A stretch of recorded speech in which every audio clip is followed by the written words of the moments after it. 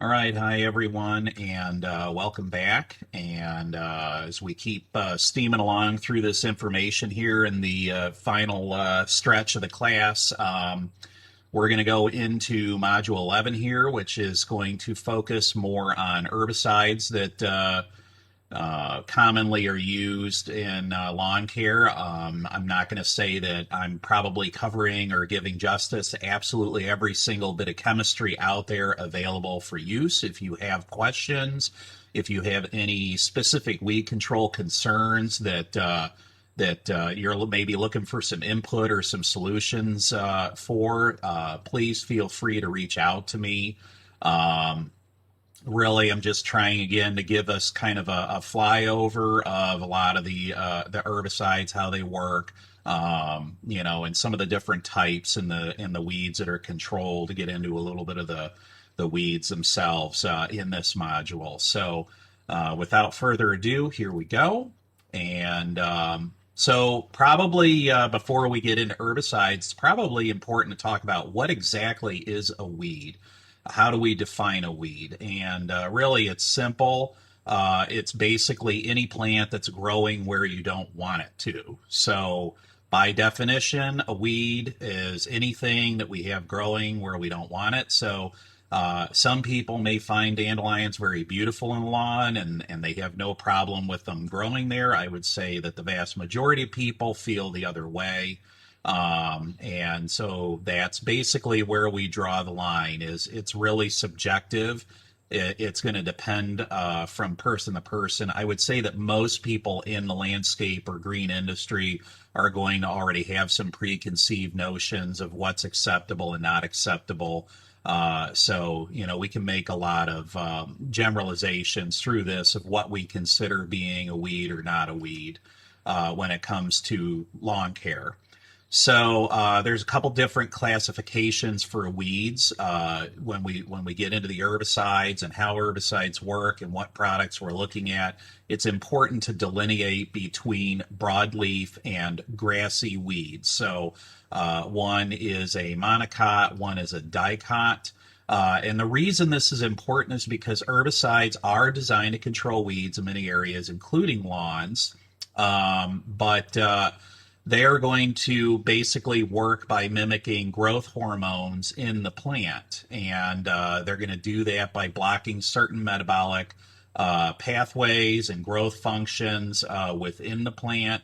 They end up causing physical damage to the plant as a result by basically hijacking the plant's metabolic and growth pathways. And, it's important to know, again, whether we're dealing with a monocot or a dicot, because we're going to use different chemistries for each type. Okay, so while we may be eliciting the same response in a weed, herbicides are going to work differently on different types of plants. And the biggest delineation between how an herbicide is going to work is going to be, is it selective against monocots or is it selective against dicots? And that's really important because grass is a monocot. So if we're going in there and we're trying to selectively control or kill a grass inside a grass, well, that becomes a lot trickier. It's a lot easier to try and selectively kill a broadleaf weed in a lawn than a grassy weed. So it's not impossible, but it's more difficult. So the more similar a weed is to whatever we're trying to selectively get it out of, the more difficult it's going to be. So the next rung up, as you would imagine, is if we're trying to selectively remove a cool season weedy grass, or what we deem to be a weedy grass, out of a cool season lawn, or vice versa if we're trying to remove a warm season weedy grass out of a warm season lawn. So as we move up that hierarchy, it becomes increasingly difficult, and as you would imagine, also becomes increasingly expensive. So when we get into the herbicides themselves, we're going to have a few different kinds. We're going to have selective herbicides, non-selective herbicides. We're going to have, in both categories, we're going to have pre-emergent and post-emergent. So basically, again, monocot, dicot, selective pre-emergence. We're going to have monocot and dicot selective post-emergence. So in turf, the number one concern that we typically have when it comes to turf and lawn care in general is broadleaf weed control. So it's not to say that there isn't a fair share of grassy weeds out there, but the primary focus in any lawn care operator's mind is going to be broadleaf weed control. And for that, we are actually, if we go back here, when we go to herbicides, we're usually talking about post-emergent, selective, broadleaf weed control. So basically, that's what we're looking at. So when we get into the herbicides themselves with broadleaf weed control, pretty much anything that you're going to buy on the market today is going to be a pre-mixed blend of ingredients. So there's a lot of different ingredients and chemical formulations that we use, but they all end up being kind of a mix or a blend that's it's concentrate form, but it's more or less ready to use. Back in the olden days of lawn care, I guess if you go back to the early beginnings of lawn care, the reason there were so few service providers available other than, say, True Green and ChemLawn and a few others is because in order to adequately service the market, you had to buy the raw ingredients. So in an herbicide, you would have to buy the raw 2,4-D or the raw dicamba, and so many of these companies actually had to mix and formulate their own mixes, and they were buying these ingredients in raw concentrated form and then mixing them in the tank. And so today we don't have to worry about that. In fact, even the largest companies that I service, I don't know any company out there that even in bulk is not buying these materials in pre-mixed form. So there's a lot of different broadleaf herbicides in there, and this chart just is illustrating that we have a lot of different chemical formulas, a lot of different chemical families or categories. So they're usually, when we're mixing these herbicides, we're going to pull ingredients from maybe 2 or 3 or even 4 different categories or families of chemistry. The common, the number one go-to, the number one ingredient, virtually every herbicide, broadleaf herbicide out there is going to be the phenoxies. So the number one, obviously, that I'm sure you've all heard of at some point is 2,4-D. That stands for 2,4-dichlorophenoxyacetic acid, if anybody really gives a darn about it. But it's basically a phenoxy herbicide. But there's a few other ones out there besides 2,4-D. 2,4-D is the one that gets a lot of publicity, but there's actually a few other phenoxy herbicides out there that are commonly used either in combination with 2,4-D or maybe in mixes where we want a non-2,4-D product. So there's the irony there. We have ingredients that basically act very similarly to 2,4-D, but because they are different, because they have a different formula, different chemical structure, we get the benefit of being able to get the effect of the phenoxy herbicide in the mix without actually having to, put 2,4-D in. Therefore, if we have states like, say, New York State, for example, that may have 2,4-D restrictions in place, we have other options to give us the same or similar benefit without it containing 2,4-D. And so basically, the way that these phenoxies work is they are what we would call a synthetic auxin, which means that they mimic the effect of auxin in the plant. And the most notable visual response that you're going to see in any plant or weed that's been exposed to a phenoxy is you're going to see this twisting and curling and cupping action going on in the weed. And like I said, these are the foundation of most herbicide programs and products, whether it's 2,4-D, MCPP, MCPA. You're almost certainly always going to see one of these components on an herbicide label because they are indeed the most effective over the widest range of weeds, and they are they're relatively inexpensive, which is another reason they're in there so cheap, effective, and they do a pretty broad range of different weeds in the mix of broadleaf weeds. So these are primarily, the phenoxies are primarily taken up through the foliage, and they are systemic. Again, this is why they are so effective. They move all throughout the plant, and they're not going to just exhibit the effect on the foliage at the top of the plant. You're actually going to also see the same damage going on throughout the vascular tissue and the stems and the roots all over the plant.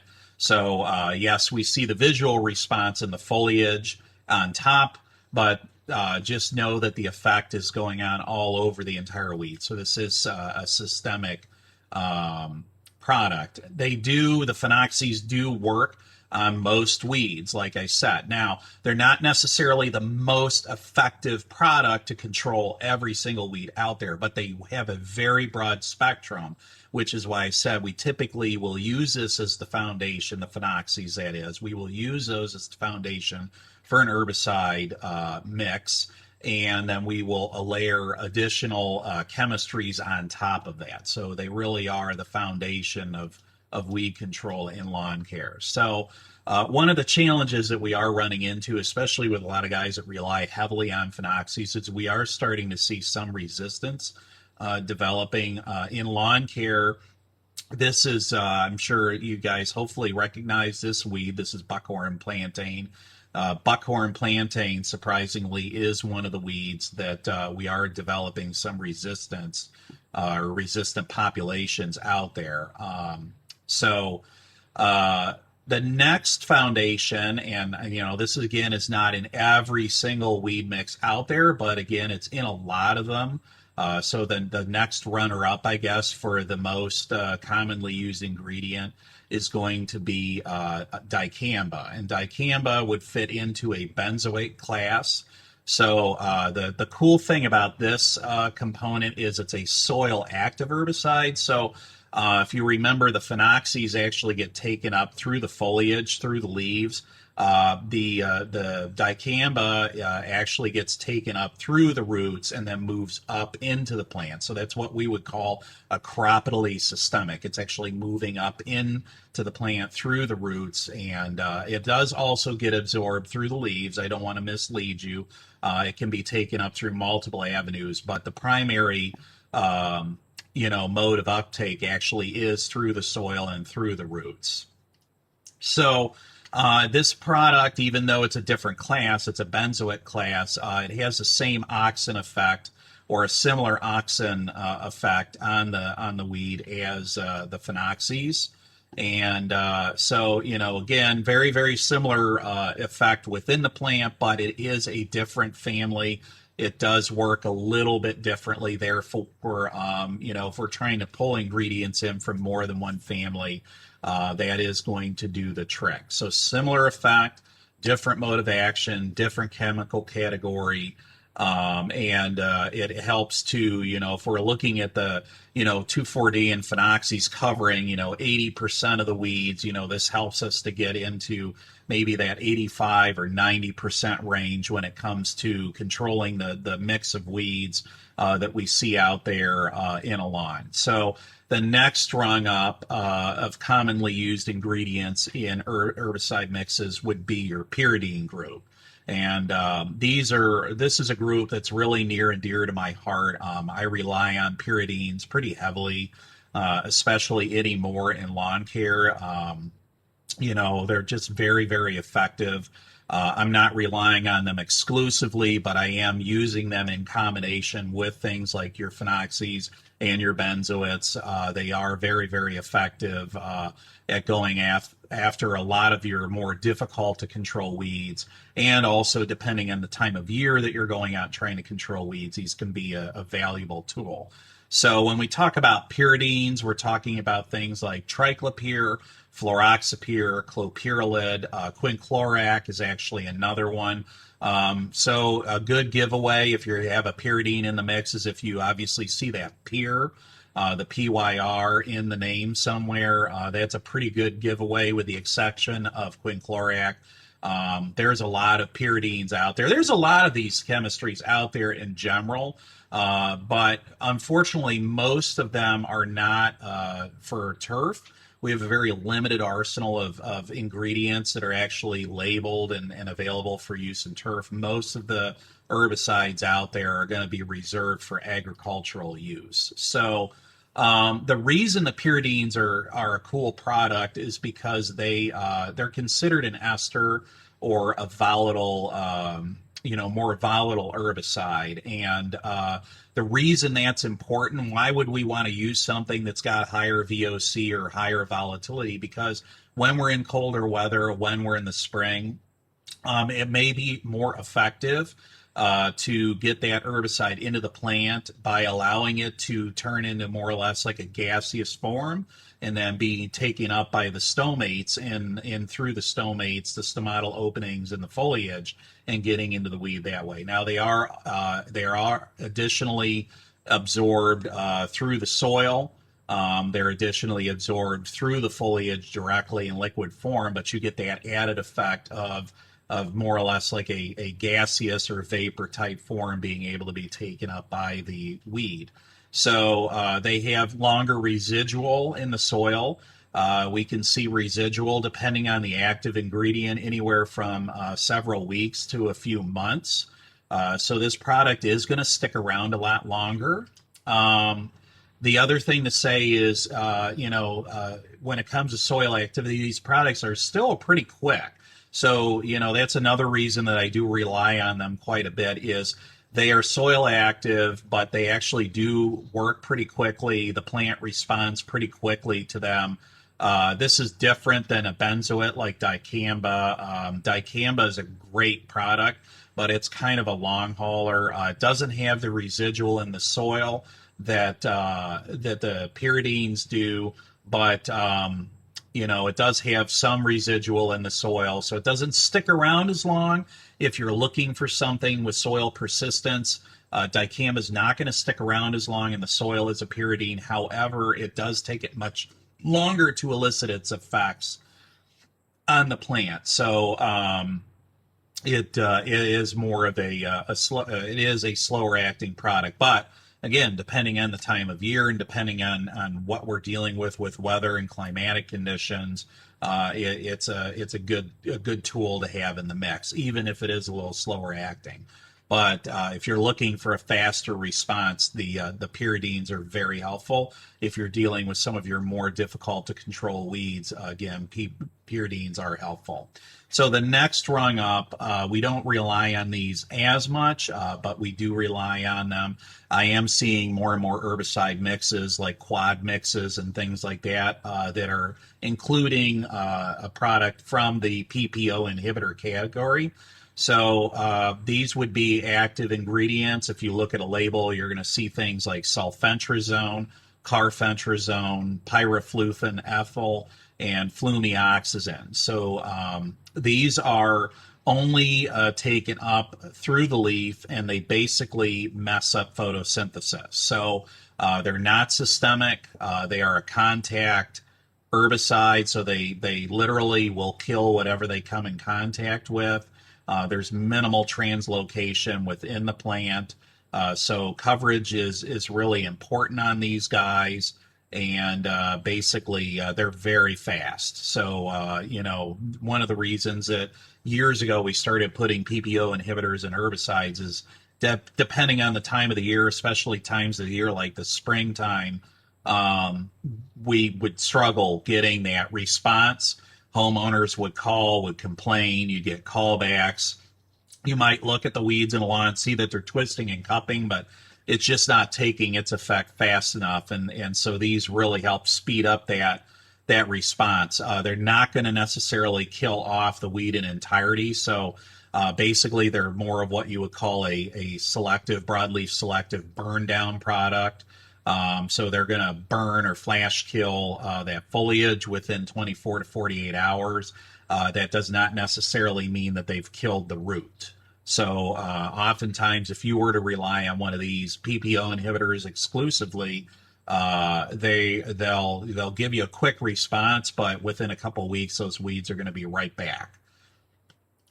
Again, they cause rapid death and visual response within 24 to 48 hours. So that's why they've really become a handy tool depending on the time of the year and what we're dealing with because of that very, very fast response. Usually it takes 2,4-D or other phenoxys about a week to 2 weeks to see some effect.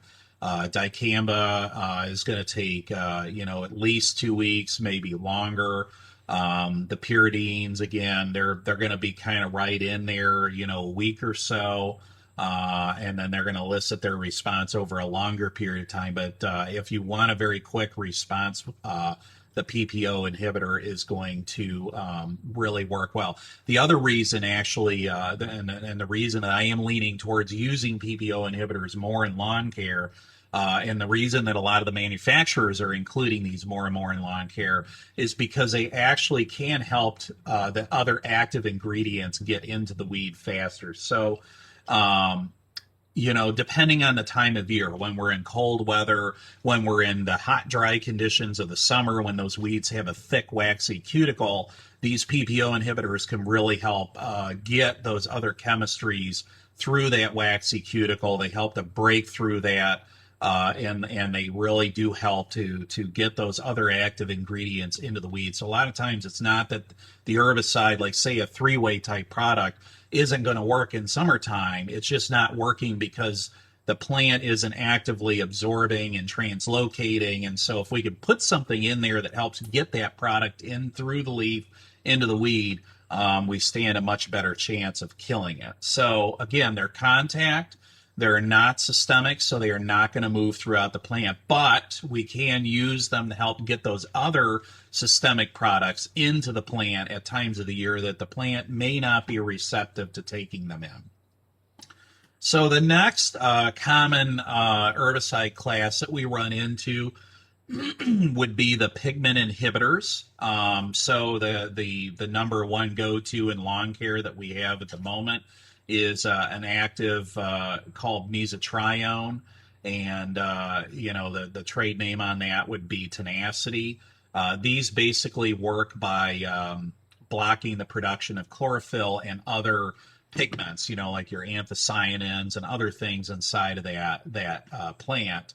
So this is a kind of a cool product because it's slow, so it usually takes this product about 2 to 3 weeks, and this is a common thing when we see very, very selective modes of action on a product. If they're targeting a very, very specific site in the plant, it usually does take them longer. It doesn't mean that they're not effective. They can be highly, highly effective products. It's just you have to be very patient with them to elicit their response inside the plant. They can also require multiple treatments in order to be effective. So depending on what you're targeting, what you're going after, you may want to use multiple applications in order to get the response out of it.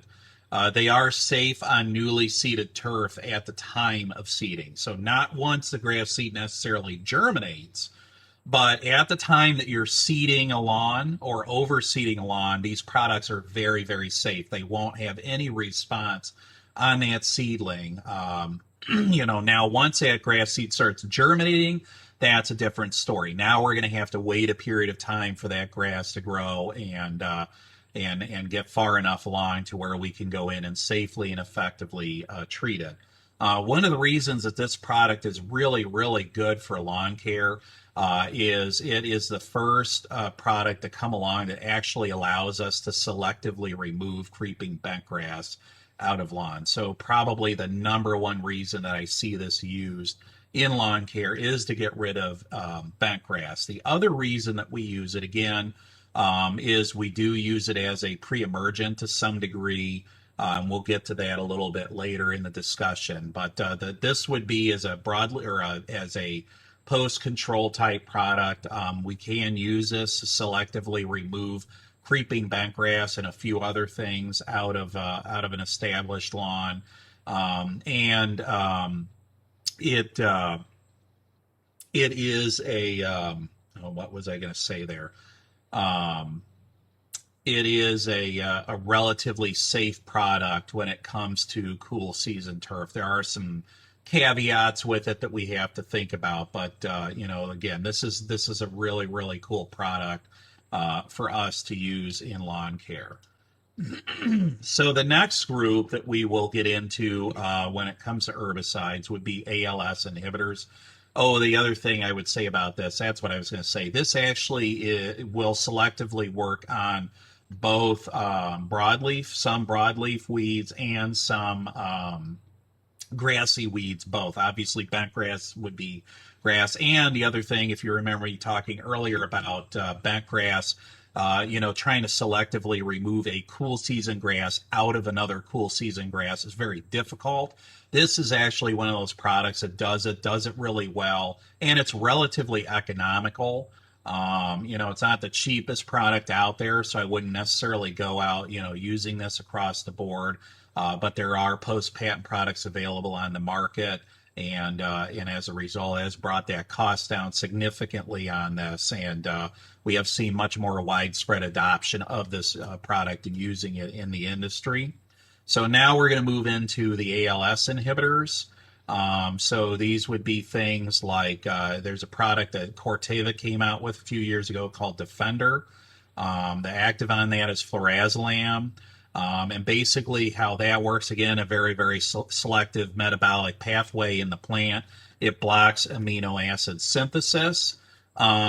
This one is a broadleaf selective, and you could almost, I would probably put it in a category of being more of a preventative or a pre-emergent. So, when we talk about preventative herbicides or pre-emergent herbicides in lawn care, typically we're focused on crabgrass and other grassy weed preventers, things like dimension, prodiamine, that we've probably heard those terms come up a couple of times through the other discussions when we talk about pre-emergence. They do have some limited efficacy depending on the product. They do have some limited efficacy on preventing weeds from germinating. However, they are not going to kill a weed that's already there. So they're not a post control when it comes to broadleaf weeds. They may help prevent weeds from germinating, but they're not going to post-emergently control them. Defender is kind of a neat product because this product you would actually go out and spray in late winter, usually like February, March time frame, when soils are slightly above freezing. And but it's going to be before a lot of those weeds have woken up. And actually, this will work on existing weeds. So if you've got things like dandelion and clover in that lawn, Defender actually will work. And it's not a pre-emergent in the sense that it's going to kill off any seedlings, although I do think it's going to have some effect on that. But it actually will start to get into and work on that weed as that weed is coming out of dormancy, so that you, in essence, never ever see that weed wake up. You never see those dandelion blooms in spring. And this picture here is a perfect example of an area that was treated in late winter with Defender, and you can see the untreated area there to the left and the treated area to the right. So, it's a cool product. Again, typically, you're going to begin applying this product And the latest that you're going to go would be like a late April, early May time frame. The idea is that you're going to get in there, or I'm sorry, you're typically going to apply the Defender in late winter. So this is contrary to, excuse me, this is contrary to conventional weed usage. So a lot of times when we're using broadleaf weed control products, we're going to go out in late April, early May. Basically, when that grass starts greening up, the weeds are going to start waking up. And, Defender's different. You're going to go out in late winter before we even see the weeds. So it's a kind of product where you are going to go out and blanket a lawn. You're not going to spot spray with this. But it is a really handy tool because, again, we can get out there and target that weed just as that basal rosette is just starting to come out. When you start seeing these blooms developing on a dandelion, or when you see that dandelion leafed out, it's already too late. The Defender is just not going to be an effective product in that situation. But, one of the adages that we have in lawn care in general is beware the dreaded dandelion. This is because these dandelions, it's not that they're hard to kill. They're moderate in their level of difficulty depending on the time of year. The problem with dandelion is that they begin blooming late in the winter, early in the spring, before they're actively growing. So if we go out and we see dandelion bloom, like we got dandelion blooming all over the place right now in the middle of April.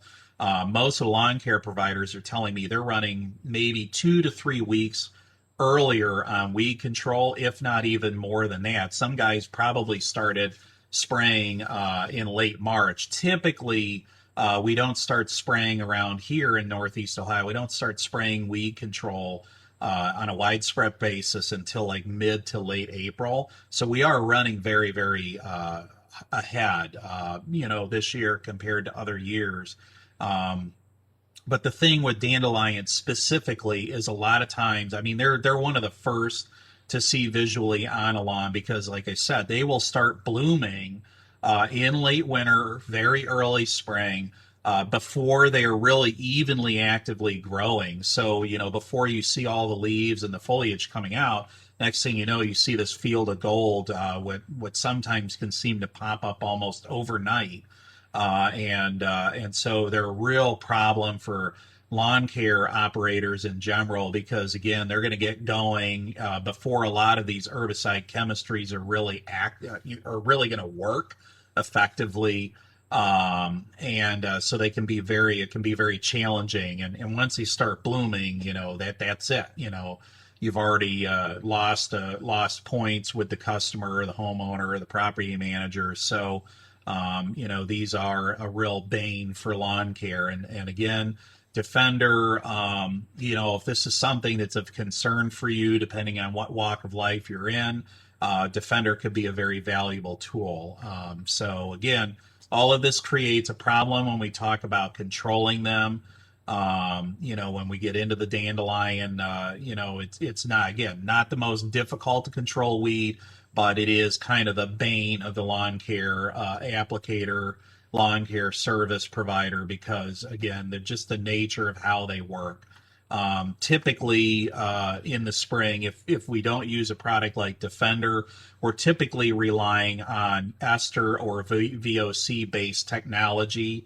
Or herbicides that are formulated for colder weather. So if you've ever heard a term like three-way ester, or I need an ester to go out in the spring, that's basically what we're talking about. And remember this, that earlier on we talked about those pyridines and how those pyridines basically are like an ester, or they are an ester, depending on the formulation. But those pyridines do allow us to get some cold weather activity. So a lot of our cool weather type products, or products that work well in cool weather, are probably going to have some sort of pyridine in there. Either fluroxypyr or triclopyr would be two of the more common ones, but you probably will see a pyridine in a lot of those cool weather formulations. But we do have ester forms or forms of 2,4-D or other phenoxies that do work well in colder weather. Again, we're not going to use these when it's warm out because they volatilize too much, but at that time of year, when you have dandelion bloom, like we have dandelion bloom going on right now, and we have actually a couple of cold days here where we're only going to be in the 40s. I mean, how well do you think that herbicide's going to work? It's not. So we might have a period of time here over the next week where those esters or, other ester-like herbicides are going to work pretty well for us. It's probably too far along for Defender. At this point, the soil just got too warm and those weeds just pushed too far out for a product like Defender to work well. But just keep that in mind. Get another tool in the toolbox that we have to use depending on what Mother Nature is throwing at us. So the Defender, again, relatively new product. We could spray it in late winter, and we can avoid all of this drama, all of this craziness when it comes to dandelions and spring weeds. And, is it going to warm up early? Is it going to warm up late? We can go out really in late winter, February, March, depending on the soil temperatures, put this Defender down and basically avoid all these issues. And the other takeaway on it is we found that this product seems to work equally well on clover, which compared to dandelion can be a more challenging weed in the landscape setting, in the lawn care setting. So Defender is equally a good tool for clover and many other weeds. So as I was saying a moment ago, springtime poses many challenges with herbicide performance.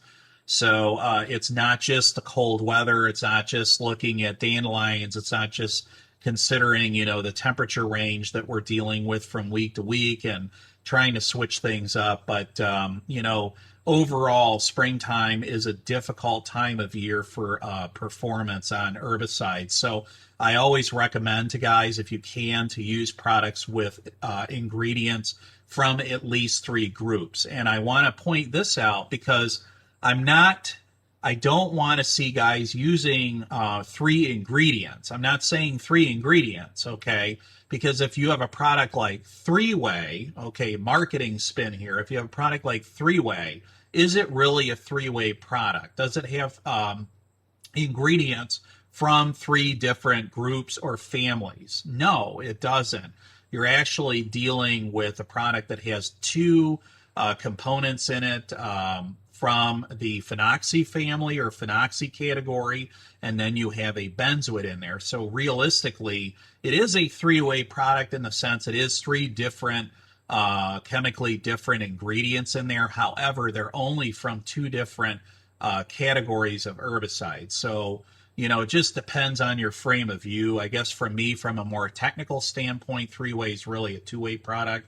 When we talk about 3 groups, I'm talking about like a benzoate, a phenoxy, and a pyridine, or a phenoxy, benzoate, and a PPO inhibitor. For example, I want to see at least 3 different family or category products in that mix. Another thing to keep in mind with weed control in the spring is PPO inhibitors really help uptake, especially in April and May when the weeds are growing at their best. And, remember that, the reason that this is an issue, the reason I'm focusing on this time frame of the year is because when the weed is coming out of dormancy, everything is flowing up from the root into the foliage. It's moving up from the ground and up and out. And so when you're trying to spray something on the surface of that weed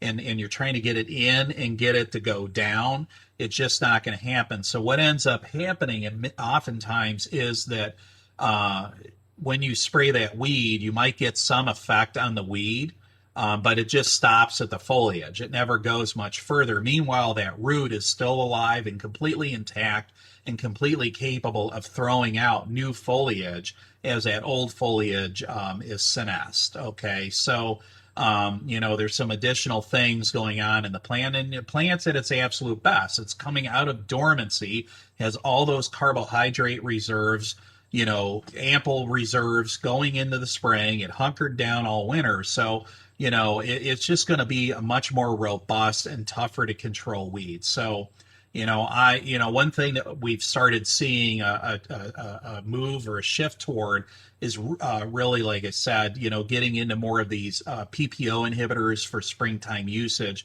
if only just to more or less crack that plant open and make it easier for these other products to get in and do their work. So just more of a delivery mechanism than anything. The early spring is usually the time that we're doing blanket applications to get the weeds under control before we go into summer. So blanket app or, wall-to-wall spraying, total coverage. So usually, guys are spraying 80 to 100% of any given property at this time of year. Not always, but it is a pretty common practice in this time frame. So, imagine if you're going out and you're dumping all of these resources in the spraying these weeds, isn't it worth maybe spending a little bit extra money at this time of year? Unfortunately, we get into this landscaper mentality or landscaper mindset in this industry, where it's almost like builders. They focus on every nickel and every dime and, the money. Plus you got to lay out all this cash at this time of year and you don't have that income coming in. Hence the reason I've plugged at other points to get into a subscription-based, plan or cycle with your business to avoid the cash flow crunch that happens in the spring. But unfortunately, because of that, because a lot of guys are a little lean coming out of winter and they don't have money to spend, and then they're like, I have to go out and spray all my acreage with weed control. They're like, I got to get the cheapest product possible, and it's like shooting yourself in the foot as far as I'm concerned.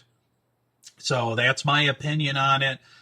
There's a lot of guys that say I use three-way and it works great, but I could show you for every guy that tells me that they use three-way in the spring, the blanket lawns, and it works great. I could give you 4 or 5 guys that say it doesn't. And, a lot of times these guys don't even think about the amount of times that they go back and there's weeds on that lawn in the summertime, or the customers complain and they have to go do callbacks, which nobody in lawn care wants to go do callbacks. So, my whole thing is, again, like the Ben Franklin slide, an ounce of prevention's worth a pound of cure.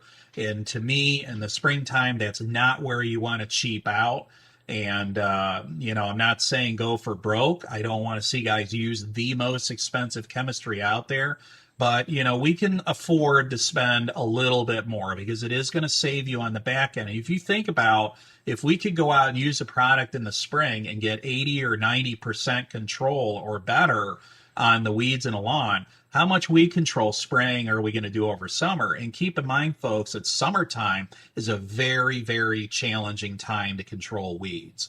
So wouldn't we rather focus our efforts and energies on something else, because it can just be a real challenge. We have to use very expensive things. We have to go back more than one time to kill them off. Customers not happy. So to me, it's not worth cheaping out in the spring. That's a time of year where we don't have to break the bank, just spend a little bit more, use a product that has at least three ingredients from 3 different chemical categories or families, and maybe use something with the addition of that PPO inhibitor, or if you like using the 3-way, maybe that's a time of year where you're going to dump a little Quicksilver or something else like that in there, just to give it a little bit more oomph and give it that third family. So, again, in the spring, we're typically targeting dandelion. That's usually our number one foe. But there's a lot of other weeds that we're also going after in the springtime that can be a real problem for us in the spring. The next one down, probably from dandelion, and this one is a more difficult to control one, would be clover. Another one that we commonly see in the spring, especially mid to late spring, is plantain. And we have a couple different forms of plantain. We have the buckhorn plantain and we have the broadleaf plantain. So between the two, the buckhorn plantain is much more difficult. Broadleaf plantain's relatively easy to control, but the buckhorn is much more difficult. And if you remember me saying earlier, this is one we do have 2,4-D resistant buckhorn plantain populations out there. So again, another reason why we got to start moving away from some of these chemistries that have been used for decade upon decade and start moving into some better mixes and more active families, because we don't want to see, 2,4-D is a very effective product, and we don't want to lose it completely, not because of the EPA so much, but just because it just doesn't work anymore. That's just going to be a horrible, horrible day when we cannot use phenoxies for weed control. So another common one that we see in springtime going into summer is ground ivy. So this weed could be a very challenging weed to control because it has tubers underground, so it overwinters as a tuber. So again, it has plenty of carbohydrate reserves coming out of winter in the spring to feed from. But you can see that it's a creeping weed. It grows runners or vines all over the surface. It can do this very quickly. It's very effective at choking out and crowding out grass. It's not something that you want to have take hold in a lawn, because it is very, very good at getting in there and choking every. The thing to keep in mind with ground ivy is look at all the vegetative structures that this plant produces. So you got tubers, you got runners, you got all the foliage.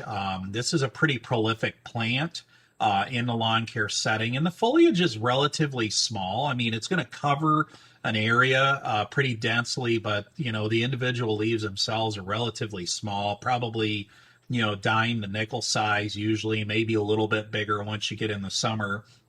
So you don't have that much surface. It does have a little bit thicker cuticle on it, and again, the biggest thing is all those runners and tubers. So if you're going to spray this with an herbicide, you've really got to make sure that herbicide cocktail is getting in there in sufficient quantity. Soil activity is going to be real important with this. And again, it can be very, very difficult to control in spring. So just keep that in mind. Speedwell, this is another one. I'm seeing more and more and more of this in lawns in Northeast Ohio. It's out there right now. Very, very fine, very small leaves there. So the biggest challenge with this weed, again, is it's just so tiny. Think of like a creeping thyme or something like that. Very, very similar to that. This weed, it's just by the nature, has very, very small leaves. So going to be very difficult to get any foliar uptake in this weed.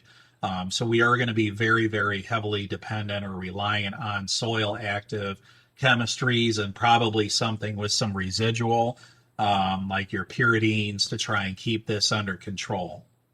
Another one that we commonly see is in the springtime especially is chickweed. Chickweed's actually a winter annual, so it germinates in the fall.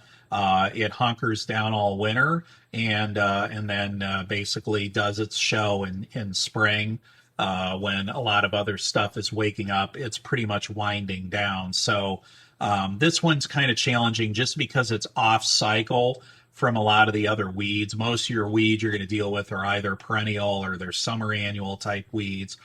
This would be an example of a winter annual.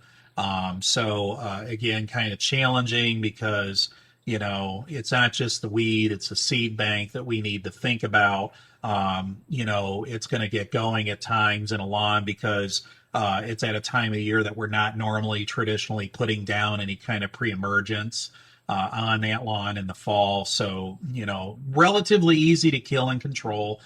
This is one that your phenoxies do work on pretty well, but, again, can be a challenge just because it's an opposite cycle from a lot of the other weeds. So once we move out of spring and in the summertime, we see some different challenges that begin to occur in the summertime. And again, this is where you would expect to start seeing more of what we call those summer annual weeds. And, as you would imagine, these weeds, they'll get going in late spring, but they really do well. They thrive in the higher temperatures and dry conditions of summertime. So, these things, it's kind of like crabgrass, are going to be out there actively growing while your cool season grass is more or less dormant or even going into decline because of the heat and dry conditions. And the other thing that happens too is once these weeds get in place and get a foothold, they more or less go into survival mode over the summertime. So they're very, very good at managing water and resources. And so, because of that and because of the thick cuticles that they have on the leaves, it's going to be very, very challenging to get anything into these plants. So again, really, really thick cuticles on them are going to limit foliar absorption. So you're going to have to use some ingredients that are much more potent. Again, this is where those PPO inhibitors can be really, really effective. New Farm came out with a new product a couple of years ago called Sure Power, and we sell it at ATS under the name Tetra. But it's the same thing, exact same product made by New Farm. And the cool thing about this product is, number one, it's non-2,4-D, so we're going to the non-2,4-D route. You're going to have pyridine in there. You're going to have the dicamba in there with the benzoate. So you got a lot of soil active components with some residual there. But there's the addition of a really potent PPO inhibitor in there called flumioxazin. Now, flumioxazin is sold under one of the main trade names in our industry is a product called SureGuard. It's also used as a pre-emergent herbicide on broadstar for bed. SureGuard's used for the same reason. But what New Farm found is that they can actually mix this in, because it's a PPO inhibitor. We can mix this in a limited amount just to give that herbicide mix some kick to help it get into the plant easier. And so that's a product that you want to keep in mind, because again, for a cleanup product to go after some of these summer annual weeds, it can be very, very effective to go after that change in weed profile on these properties. So, some examples of weeds that I'm talking about when we get into the summertime are things like purslane. So you can see purslane is kind of a cool weed. It's actually, I would call it more of a succulent. So very, very fleshy leaves, very fleshy stems. Doesn't have like a super advantageous root system. So, not easy to get things in from a soil standpoint, because at this point, when it looks like this, it's not going to be very, very reliant or dependent on that root system. It's got more than enough reserves of water and nutrients in all of the fleshy plant parts. So again, using a PPO inhibitor in this situation can really help get those ingredients in. Another example would be spurge. Spurge, again, you got prostate spurge and spotted spurge would be two of the common ones that we run into up here in Northeast Ohio.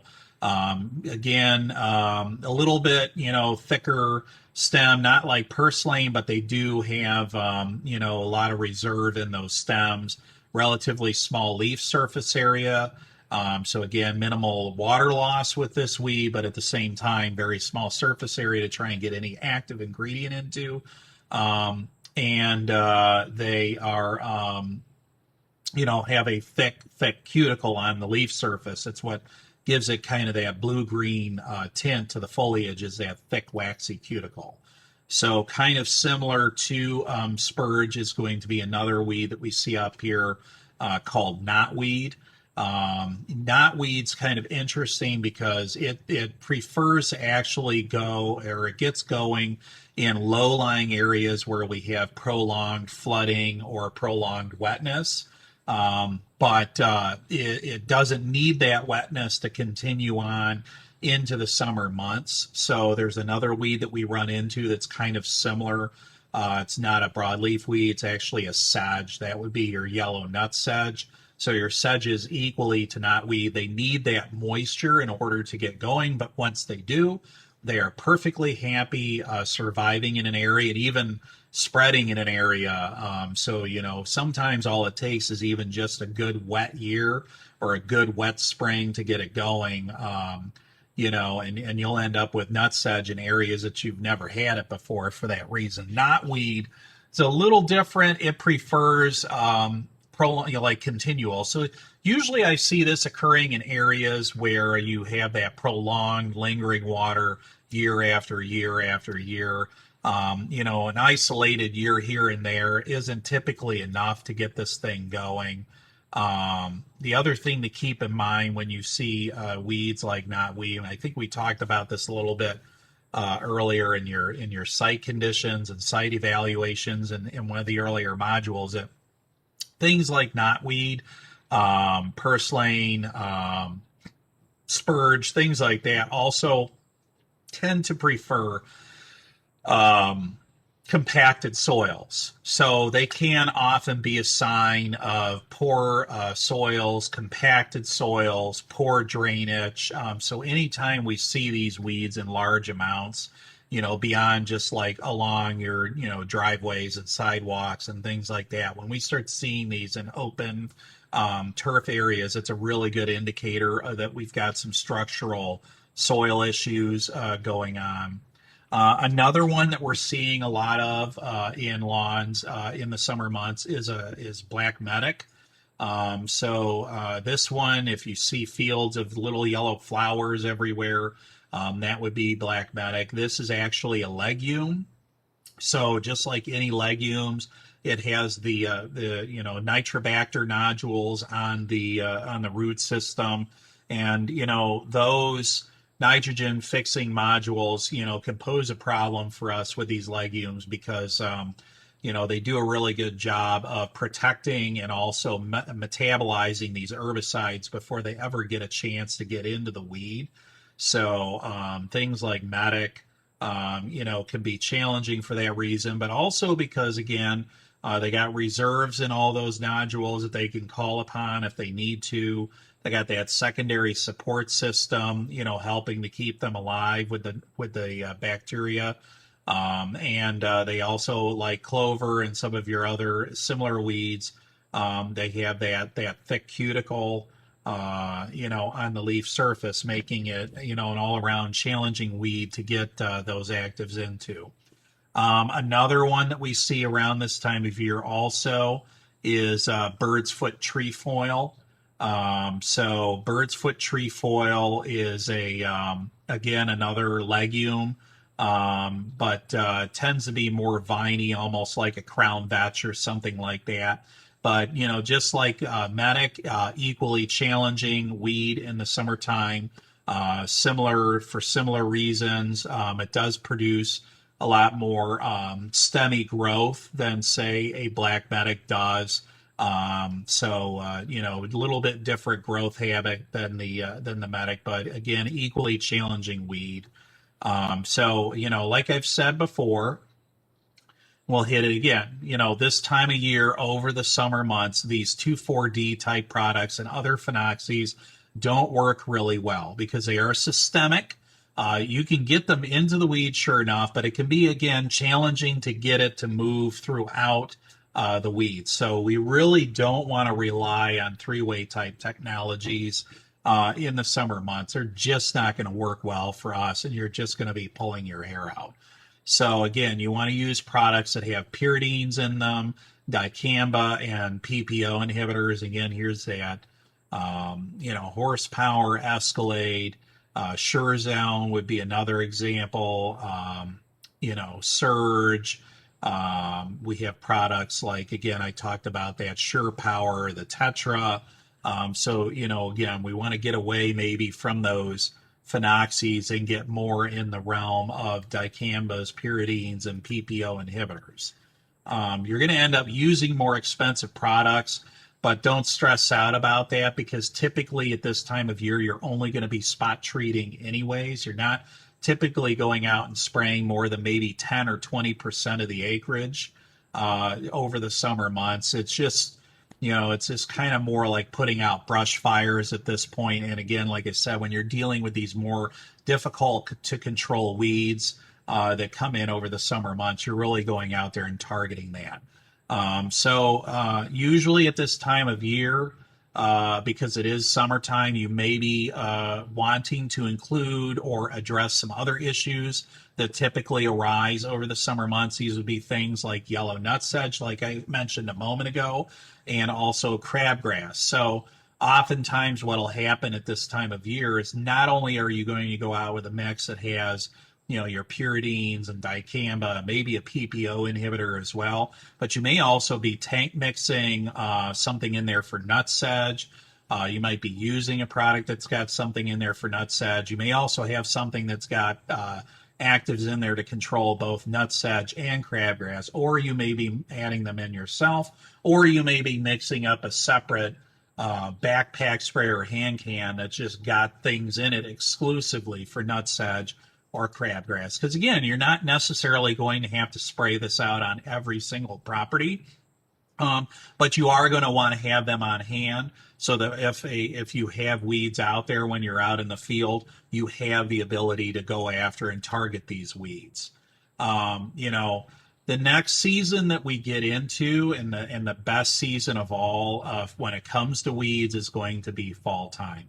So this really is a time of year, if you've struggled through the spring and struggled through the summer, depending on any given year, sometimes in the lawn care profession, that's what happens, is you're just behind the 8 ball the entire year trying to control weeds. Fall time is really the time of year, and here's the pun in the picture, this is the time of year to hit a home run.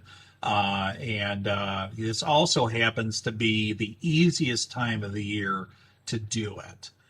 So if you've had a rough year, a rough season, and you want to hit that home run with the client, or as a property manager, this is the best time to do it. You're going to target these applications typically for late September or early October.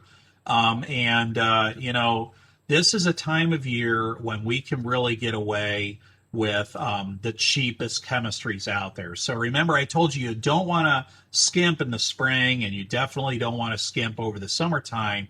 But if you want to cut some corners, if you really want to put some money in your back pocket, the fall time is to do it. You can use our cheapest chemistries, so things like your 3-ways and stuff like that.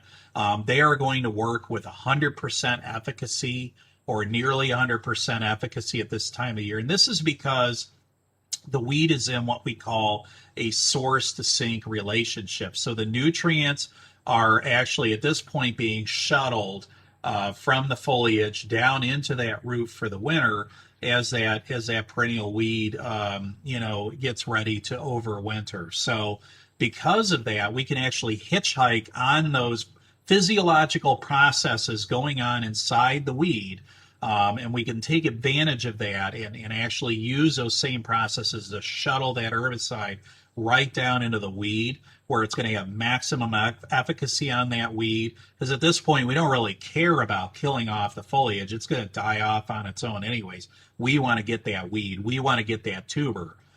So this would be things like clover, dandelions, again, your buckhorn plantains, any of if you have any legume type weeds like clover, medics, things like that going into winter, this is really going to be the time of year that we're going to knock those out and knock them out pretty easily. So now we've talked about all that. It's probably a good time to get into, common theme that I run into, or not a common theme, but a theme that commonly comes up every year for me is my herbicide isn't working. Okay, so usually what happens is you sell somebody, in my walk at least, I sell somebody a product, We talk about the features and the benefits. We talk about going out and why we're going to use this versus that. And then, at some point into the process, I get a phone call or an email, and my client is saying, my herbicide isn't working.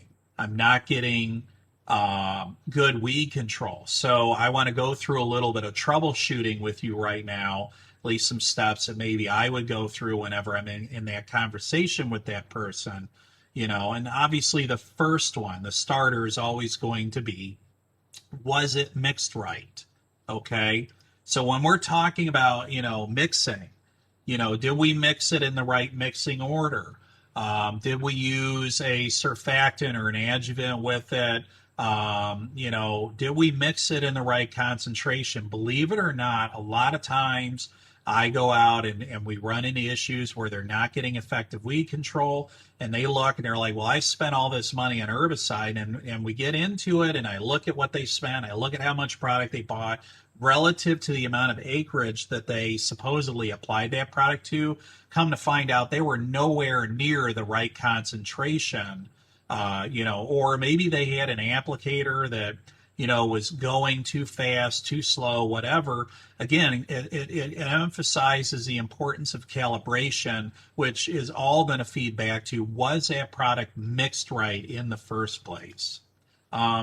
The other common theme that I see going on, number one, is going to be, was it mixed right? Number two, runner up is going to be, what was the weather like when it was sprayed? Okay, so, in this case, was it too wet? Was it too dry? Was it too warm? Was it too cold? Those all are going to play in. Maybe it was too windy and you lost a lot of that product to drift, and so there's a lot of different factors involved with the weather and climate that can really impact how effectively an herbicide will work. And so, along the same lines too is, did it break down in the tank throughout the day? So sometimes I have guys where you'll go out and you'll kind of trace or, what do I want to say, retrace their steps that day. We'll go through the call logs or the call reports, and we'll go back through, and we'll find out sometimes that, that applicator, maybe it worked really well in the morning, and then it wasn't working in the day during the, later in the day. And then we'll go back out through and we'll say, okay, well, is this a situation where maybe, the applicators started moving faster, or something changed in how they were applying the product through the day? And we'll find out oftentimes, like, maybe there's some changes. If anything, an applicator is going to slow down through the day. So you're likely to be actually spraying higher concentrations and going through more product at the end of the day than you were at the beginning. So if that's the case, why would it be failing in the afternoon and not failing in the morning? And one of the common things that I find, depending on where we're at, is the water source. So what can happen is, if we have a decent amount of bicarbonates in the water, or the pH of the water is off, the pH and the bicarbonates in essence start attacking those herbicides in the tank. Most, I didn't mention this before, but, sometimes when you look at these names, you'll see the word acid in the name. So most of these herbicides are some form of a weak acid. And as you would imagine with an acid, you don't want to mix an acid and a base because they're going to react, okay? So usually, these products are going to like that mix a little bit on the acidic side. And so if we have really alkaline water and we have a lot of bicarbonates, those components in that water can actually start attacking and breaking down that herbicide, to literally to the point, like, depending on the bicarbonate levels in that tank, I mean, you could lose half the efficacy of that mix in that tank, 3 or 4 hours later. So again, most herbicides, because they are in a weak acid form, like to be around a pH of about 6.5. So what we like to do is use buffering agents to bring that pH down, and tie up those bicarbonates in that water. So, a couple things to keep in mind. Hard water, you know, so calcium, magnesium, other minerals in that water. If you're using well water or some ground source that has, a lot of minerals in it. But even Lake Erie, for that matter, I mean, our water tends to be pretty good out of Lake Erie, but we do have moderately hard water, and our pH typically on water out of city water coming out of Lake Erie tends to be in that range of 7.2, 7.3. I mean, it's not terrible as far as water goes. I've seen water samples come back much worse than that.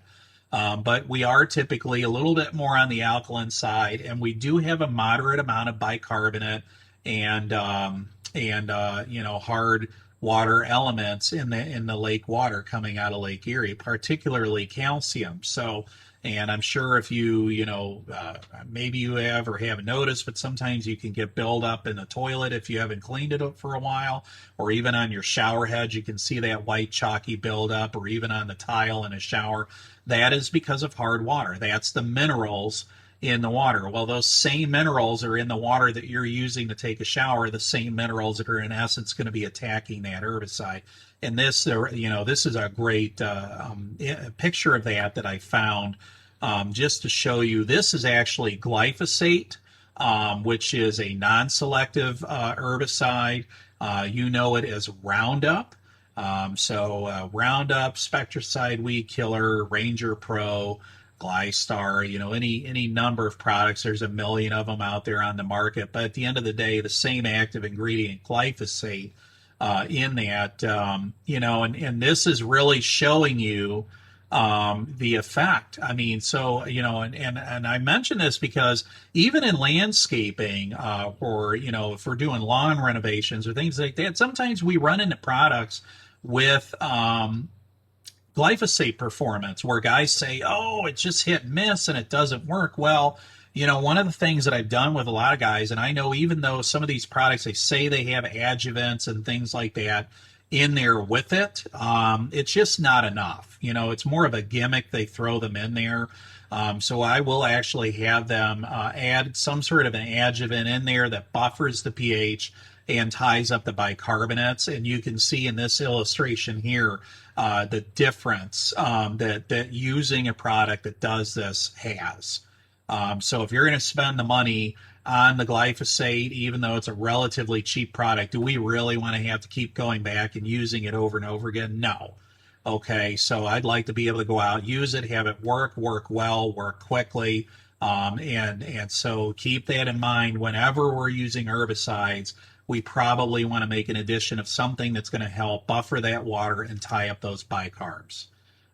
So, along the same lines, that feeds into surfactants. Okay, so another reason, again, when we talk about this stuff is, do we use a surfactant in the mix when we were spraying those weeds, and was it the right one? So most products perform significantly better when adjuvants or surfactants are used. Now, caveat is read that label, okay? Because some products you may not and don't want to use a surfactant with. A good example of something like that would be Dismiss or sulfentrazone. So Dismiss is commonly used by itself. We can use it to go out and spray yellow nutsedge in a lawn up here. However, that is one where if you read the label, it does say to not use any kind of a surfactant.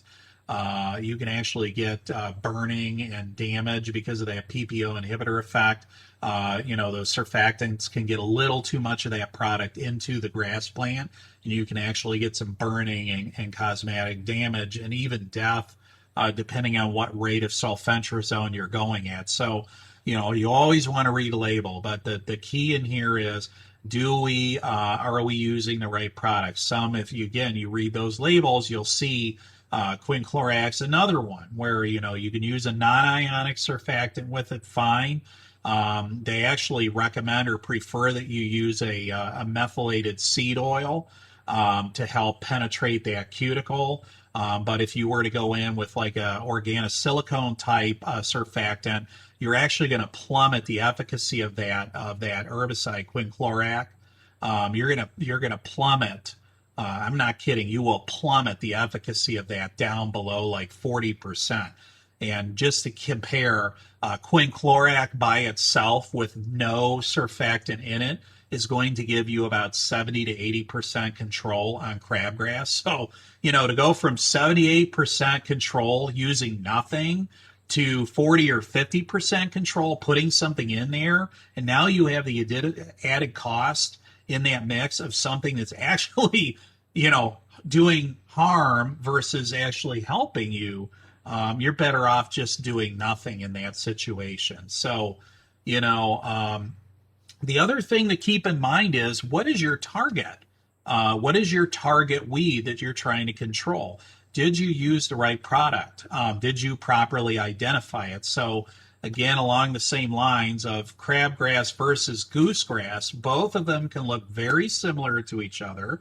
It could be it can be very easy even for a seasoned professional to confuse these two out in a lawn setting.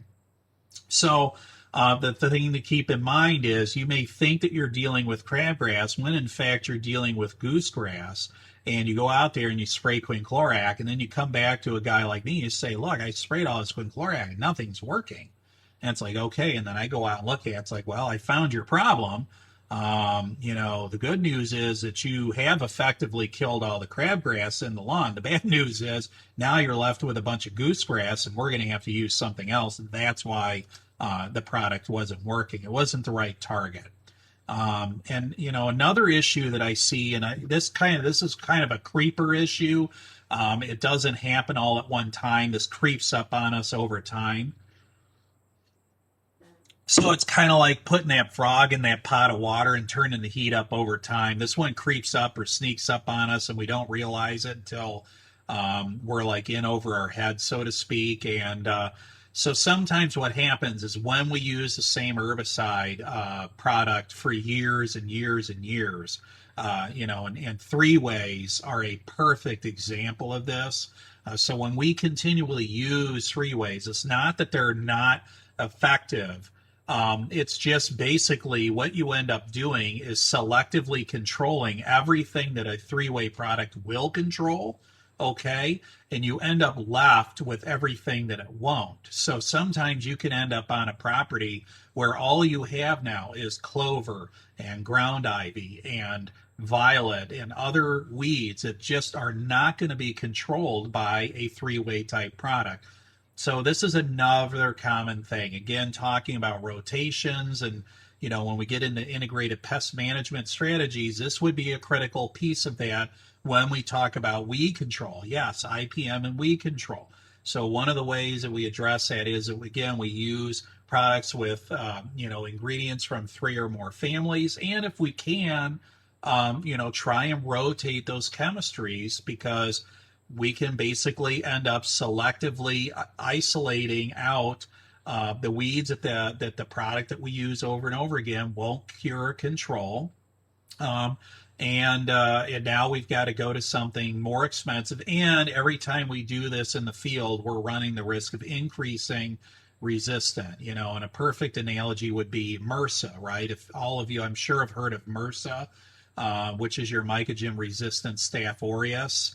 Why is that? Okay, it's because of overuse and improper use of antibiotics. And then we end up with basically resistant Staph aureus out there, and that one can be very, very difficult to control, sometimes results in hospitalizations. Sorry, folks, my wife is a nurse for the Cleveland Clinic, so I do get a lot of medical, background through her, but nonetheless, good analogy. Kind of same thing can happen in a landscape setting. Same premise, right? We end up selectively controlling everything that product will control, and then we end up left with what it won't. So the only solution in this situation is basically, now we're going to have to game up and level up. And unfortunately, Mr. Joe Landscaper, we're going to have to go to a more expensive weed control product to get this under control. So again, as I've said before, there are actual resistant weeds. Two examples that we run into in the lawn or landscape setting would be the buckhorn plantain, and mare's tail. These both are, again, 2,4-D or phenoxy resistant weeds. Mainly, I would say not because of overuse of 2,4-D in the lawn care setting. It's actually because of overuse of 2,4-D in the agricultural setting. Remember, a good something somebody told me a long time ago, I'll never forget, is lawn care and landscaping, or lawn care in general. When you look at our industry, we are, the pimple on the horse's butt, so to speak, when it comes to the overall, chemical, herbicide industry, fungicides, all of that stuff. So what's the horse's butt? What's the horse, rather? The horse would be agriculture. So all of these companies, all these manufacturers, their big money, their number one go-to is agriculture all over the entire world. So when you look at the amount of acreage that's treated for lawn care versus the amount of acreage that's treated for agriculture, I mean, we don't even come close. We don't come close in the acreage, and we don't come close in the product usage. So what ends up happening, where am I going with this? When you look at how widespread, or when you look at how much a product like 2,4-D is used in the agricultural side, and you look at the amount of acreage that's treated potentially on the agricultural side, and then you think about the fact that a lot of these weeds can more or less end up growing to some degree unchecked in an agricultural setting. It's not hard to imagine that we can start seeing resistance developing. And these are two examples of weeds that's exactly what's happened. These are a real problem for farmers, especially when you get into things like soybean production. These can be a real problem, and it's a growing concern, for weed control. And now we're starting to see these same problems leaping over, obviously, from the ag side into the T&O side. And we're in essence kind of inheriting them. But it's not that we can't control them or kill them. We just aren't going to be able to do it with 2,4-D. So some factors to avoid when we're talking about weed control in general is you're going to want to avoid mixing things too hot. So, what I mean by that is you're not going to want to put too many active ingredients in a tank, or you don't want to necessarily mix that with fertilizers and other things. Generally speaking, insecticides are pretty safe to mix with herbicides, so I don't worry too much about throwing an herbicide in the mix. What we do want to worry about or be concerned about are things, number one, mixing too many herbicide active ingredients together. Like, if we start layering in, we go through a Boku thing and we throw a PPO inhibitor, and then we got quinclorac in there, and we throw another thing in there for, you can end up with too hot of a mix, just too many actives to where you're going to overtax that grass plant. Also, if we're throwing liquid fertilizer down at the same time, or melting urea down in that tank with it, that's going to make for a pretty hot product just because of that salt index that now you're going to pick up with that fertilizer. And fungicides, I mean, it's kind of hit and miss depending on the fungicide. Those a lot of times will elicit a PGR, or growth regulator effect in the plant. Again, just adding to that additional, chemical soup going into the plant, you end up basically toxing the plant out because it's just getting hit with too much at one time, and it can't process all of it. So you also want to avoid, again, like I said earlier, you want to avoid using the wrong surfactant or using a surfactant when it's not called for. So the way you're going to know that is you're going to check that label. And there's other things that we can do, as far as jar testing and stuff, to make sure the products are compatible when we mix them together. You just take a little dollop of it in a jar filled with water, and you shake it up, and you just watch to see if anything happens, any smells, any color changes, anything like that. That would be a sign of some sort of chemical reaction to occur, because sometimes what can happen too is these products will react with each other, and then they form an entirely new compound that all of a sudden, lo and behold, is toxic to whatever we're applying it to.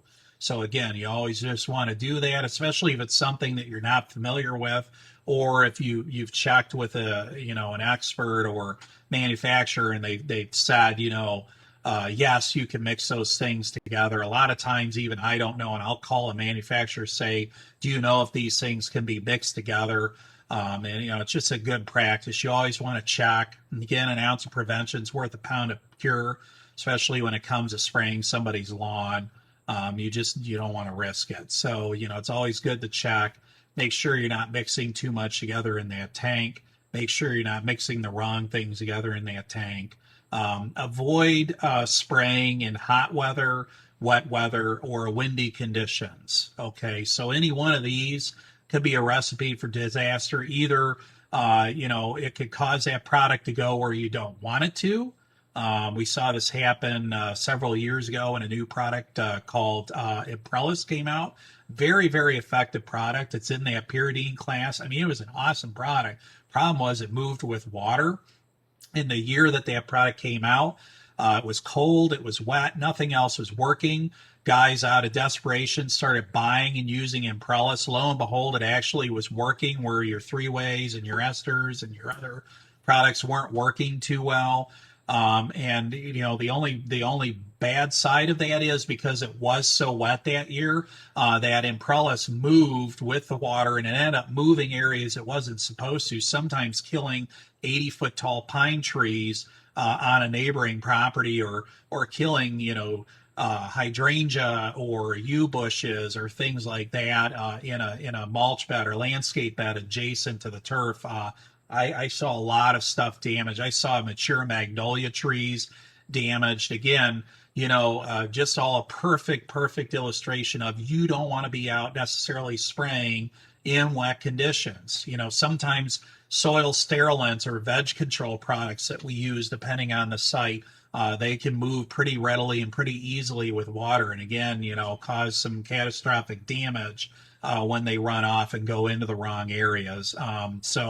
Likewise, we don't want to spray when it's hot. You don't want to be out there when you're under that burning hot 2 o'clock afternoon sun and it's 95 degrees that afternoon. You should not be spraying. It's bad for you and it's bad for the grass, okay? The grass is already under stress because of the conditions, and you're going to throw something on it that has salt index, or is going to potentially burn it through lensing on the foliage. I mean, it's not a good mix. You're going to run the risk of herbicide burn. Windy conditions, equally kind of like wet and rainy conditions. If we have windy conditions, you end up with that product not going where it's supposed to begin with, and then now blowing off or going somewhere else. That somewhere else could end up being the neighboring flower bed, where you end up nuking, Mrs. O'Grady's petunias, and now you got a real problem. Okay, so that again, just those more for those off-target effects. Another condition that we have to be careful of, and these occur oftentimes in the spring. It can also be at times of the year when maybe it's a little bit cooler, and we get those cool, clear days, like in April. Maybe we're out there using, again, we're using things that have more volatility, like pyridines and ester-based formulations, and you can run into something called an air inversion, which basically allows those products to volatilize, but then that air is not really moving, it's capped. And so that the gaseous form of those, herbicides are basically sitting there lingering around. And if you can imagine, they have vapor cloud going out and spreading out. And then next thing you know, you end up causing damage to sensitive plants that are neighboring that lawn. I've even seen it where the lower branches of a tree canopy, if there's a maple tree or something like that, I've even seen where you can actually get injury from those products in the gaseous form on lower branches of trees, where it got up high enough in the air that it actually damaged the tree. So just keep that in mind whenever we have one of these air inversions going on. And it's a dead calm day, perfectly calm, clear blue sky, usually cooler, but just dead calm. Good chance when we have that kind of a climatic feature going on, it's probably an air inversion, and it's probably well, it is a day that you're going to want to be very careful, spraying. Typically, when we see this, it's going to be in the morning. So maybe, a management practice would be to just hold off on spraying. If we can't use more of an amine formulation or a low volatility formulation product, we could at least hold off until a little bit later in the morning when we start getting a little bit of airflow, air movement, that wind starts picking up a little bit.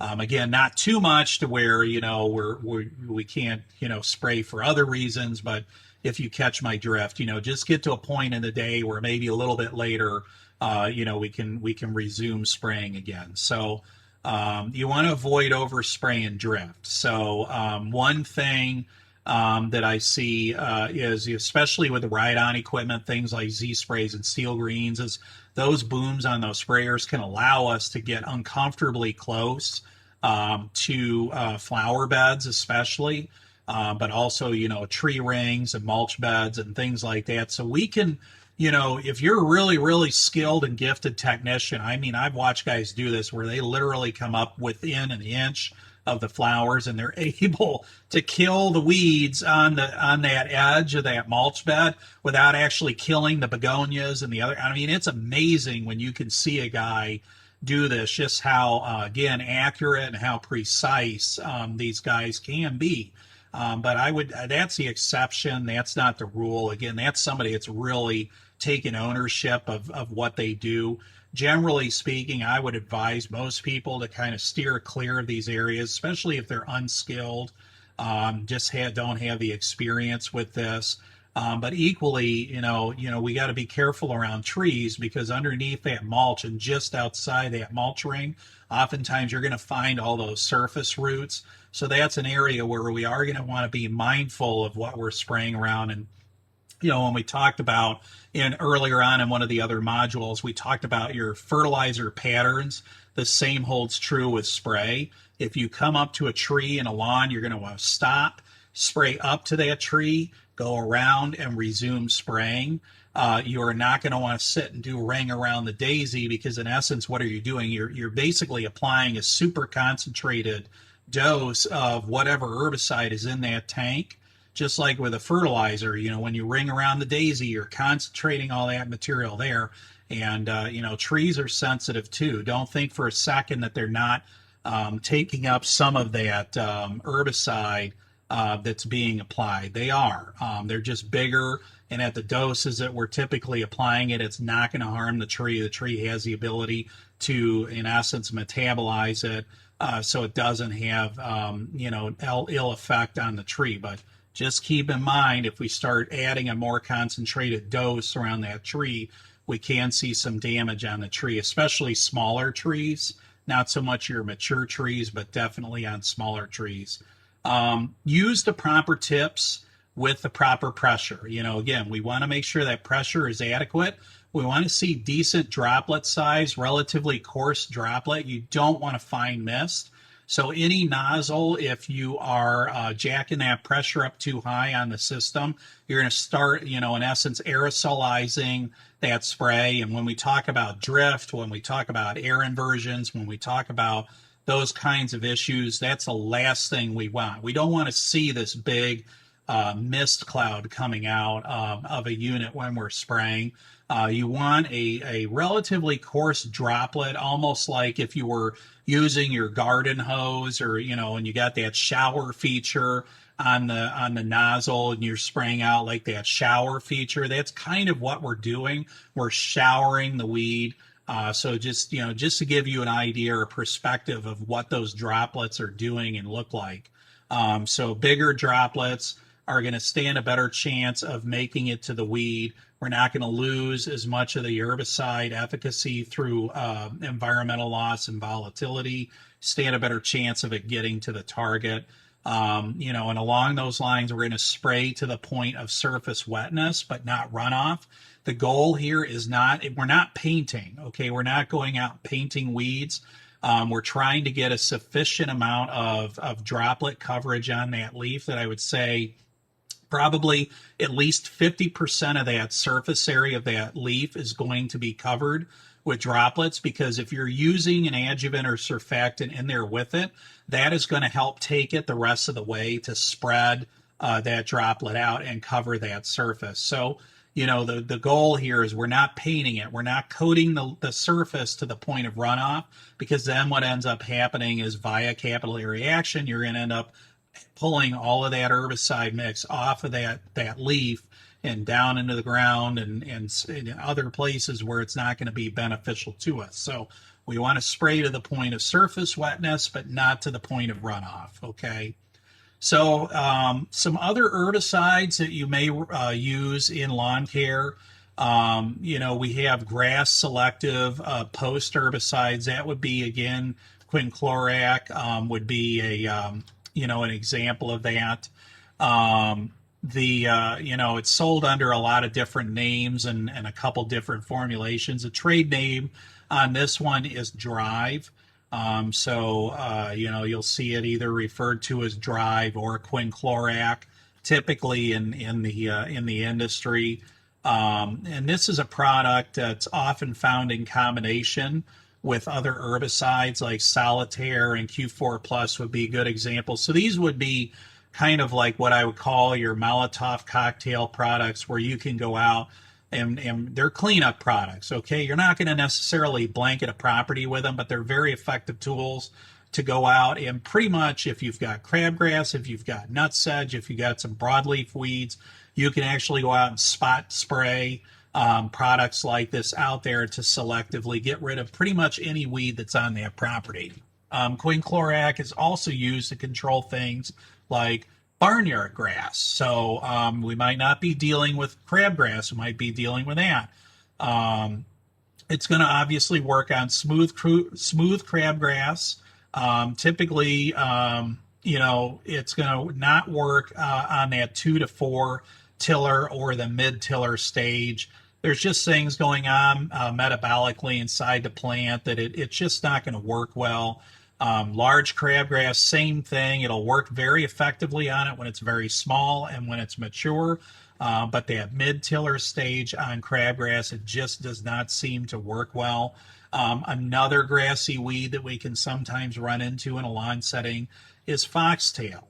Okay, and there's a few different kinds. You have green foxtail, which has the green plume. As you can see, the reason it's foxtail is because of the plume effect, like a foxtail. But there's also yellow foxtail and giant foxtail. Typically, I don't see giant foxtail in a lawn setting. Anything's possible. Oftentimes, you'll see the foxtails more in rural areas or where you're bordering up to naturalized areas. But it also controls things, again, because quinclorac is a pyridine. It's kind of a neat product because it's a pyridine, but it kind of overlaps into a couple different categories, just like the mesotrione or tenacity.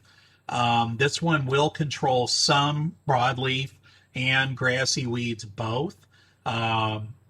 So it's a really, really handy tool in lawn care, and especially at the time of year we're using it in the summer months. We actually can use it in the summer months to help us with some of these broadleaf weed problems that can be difficult to control, like clover, dandelion, medic, speedwell we talked about earlier, violet. With speedwell especially, I would say that if you're running into a lot of speedwell problems, quinclorac might actually be, I would say it's probably the most effective product to use for effectively controlling speedwell. Again, not something that we normally think of when we think about quinclorac. We're usually thinking about crabgrass, but just know, keep it in the back of your mind that it can be a very handy dandy product. So if you're out spraying crabgrass in an area and you happen to see a dandelion or a clover plant or even speedwell, go ahead and hit it.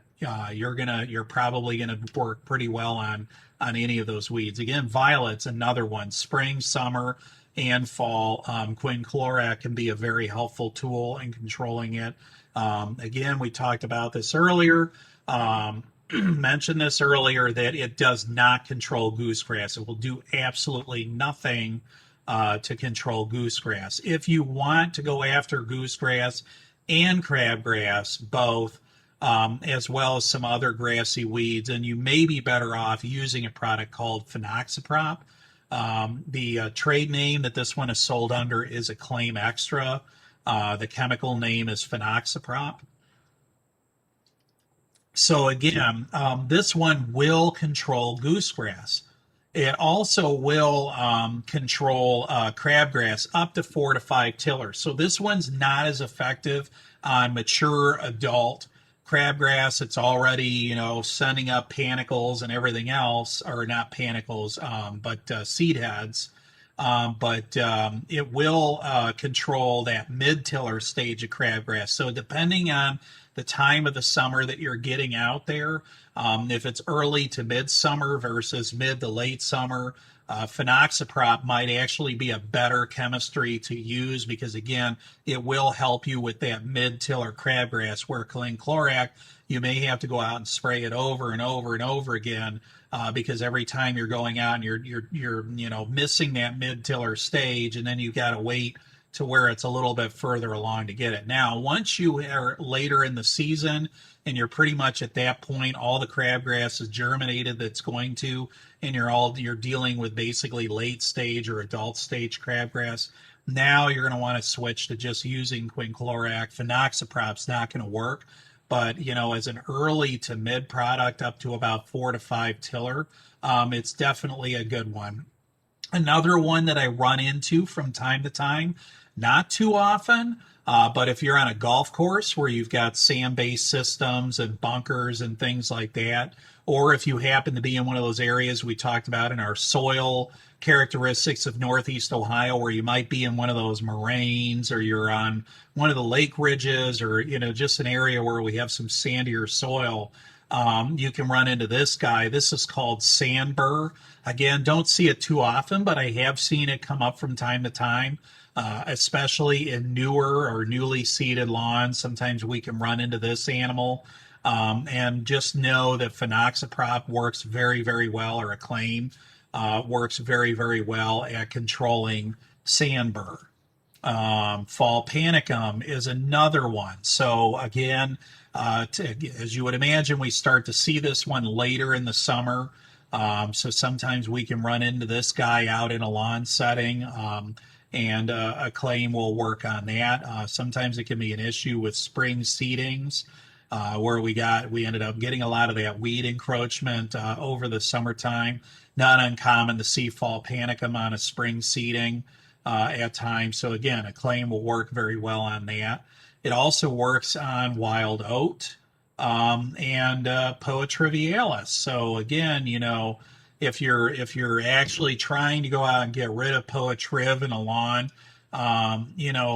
Acclaim can help us with this. Just keep in mind that Poa triv, if you remember from our turfgrass ID modules, Poa triv it does go dormant. It checks out when we hit 90 degrees. So Phenoxyprop, if you go out midsummer, you're not going to do squat to Poa trivialis to get rid of it. We're talking about targeting it more in those spring or those fall months when it's, coming out, or when it's out of that dormancy. But kind of a cool little tidbit to keep in mind that, again, when we talk about difficulty of selectively killing a cool season grass out of another season grass, here's a tool that might be able to help us to some degree. I haven't tried it personally myself, but it is on the label, something to keep in mind. So another commonly used chemistry that we hit on earlier is that mesotrione, also known as tenacity as the trade name. It does cover most of the same weeds as Acclaim and Drive. So really, really handy tool. So a lot of times what ends up happening is, if I got a landscaper I deal with and I got to keep it simple and they got to have a limited amount of products on the shelf so they don't get overwhelmed, I might just give them tenacity or a mesotrione to keep on the shelf, because it is going to cover a lot of bases. So, as I mentioned before, really, really handy dandy benefit of this product is it is going to help us control creeping bentgrass. big issue in a lot of lawns, especially if you're around a golf course, but it can be an issue anywhere, really. And it can be used in conjunction with new seedings. And there's a couple different options for us to apply this product. So it can be applied as a spray, or it can also be applied as a combination with starter fertilizer. And I have found, interestingly, that the granular form on starter fertilizer actually can be used effectively on existing lawns to rid it of some of these problems like crabgrass, goosegrass, things like that. And I've also seen some efficacy using the granular form on creeping bentgrass in lawns. So just keep that in mind. And, again, here's an untreated check versus the tenacity of 5 ounces per acre. I'm typically recommending it as a spray anywhere from 5 to 8 ounces per acre. But you can see these were seed plots, and it shows that pre-emergent activity where it actually kept that crabgrass and other weeds out of that plot. So on spring seedings, if we're looking at spring seedings, especially, this would be a time of the year normally where we're going to be putting down crabgrass preventers. It's also going to be a time of year when we're normally going out and spraying broadleaf herbicides. Well, you can't do any of that on a newly seeded lawn in the spring. So you're just making a perfect opportunity for any and every weed that wants to come along. Well, tenacity and the mesotrione and the mesotrione with fertilizer are great tools on those spring seedings. I mean, I honestly, if anybody ever does a spring seeding, I flat out tell them don't do it without using this product. And the other benefit of it is it's as a pre-emergent, it works well, but it's only going to do that over about a 6-week period. Maybe 8 weeks if you're lucky. But the nice thing about this is, let's just say at the time of seeding, you get this down. If at the 6-week mark, if you've gotten that grass far enough along to where you've already mowed it a couple of times, you can actually go out again and reapply either the spray or the granular with starter fertilizer. You can actually go out and reapply it again at that 6 or 8 week mark and extend that barrier again through the summer and get the benefit of it, potentially controlling anything that might have come in there in between. So just a great tool for us that we didn't have available until recently. So similar to the mesotrione or the tenacity is another product. This is a BASF product called Pilex. And, it is another kind of hybrid. It works. It kind of crosses or sits on the fence between different weed species. But the other thing is that it's going to work on both crabgrass and goosegrass. So just like mesotrione, just like phenoxyprop, but you're also going to pick up foxtail. You're going to pick up some other things. So it's going to control perennial grasses like creeping bentgrass. So similar to mesotrione, you're going to pick up bentgrass. You're also going to pick up potentially Bermuda grass. And there is some research, recent research as of, or they mentioned it at our last sales meeting in January, that this might actually be a tool that we finally in Ohio have something that might be able to help us selectively get rid of zoysia grass in our cool season lawns. So this is kind of exciting. Again, too new. I haven't played with it. I haven't had anybody tell me about this, but I know that during our presentations with BASF, one of the things that they did mention with regard to Pilex is it is showing some efficacy on controlling zoysia grass. So that's kind of a cool thing. Another one that Pilex can help us with, and we don't see this too often up here yet, but we do see it down in more southern parts of Ohio and western parts of Ohio. And with these mild winters that we're having, and the shift in our, USDA zone hardiness that's happened over the last couple of decades. Dallas grass could become a bigger issue, and this one's a nasty one because it does send those rhizomes out underground. So this one is it looks like kind of looks like crabgrass, but it spreads like bluegrass. So this one can be a real issue, but just keep in mind and know that if we do run into this ever at all up in the lawn care setting here in Northeast Ohio, Pilex can help us when it comes to Dallas grass. Another one that we do run into quite frequently up here in Northeast Ohio is nimblewill. And nimblewill, it's often confused with bentgrass, or more often it's confused with Bermuda. Personally, I feel like nimblewill looks very, very similar to some of your older types of Bermuda grass, not like a hybrid Bermuda grass, but more of a common Bermuda. It can look very, very similar to Bermuda grass, and it goes dormant up here in the wintertime, much the way that we would expect Bermuda grass to. I don't see too much common Bermuda up here in Northeast Ohio, but I will say that I do see nimblewill. And nimblewill, again, if you have a client or you have this on a property and you want to get it under control, Pilex is going to be the best tool for that. In fact, it's going to smoke nimblewill like you've never seen anything smoke it. So this is really going to be your go-to if you want to go after nimblewill. Another product that's come on relatively recently is an FMC product. This is called Exonerate. And the main area that we use this one, we don't really see it too much in the lawn and landscape setting, but if you deal with athletic fields or in the golf world, we are playing around with this one more for Poa annua and Poa trivialis. I will say I've personally worked with this with some of my clients. It's expensive, and I'm not real sure how well it works up here.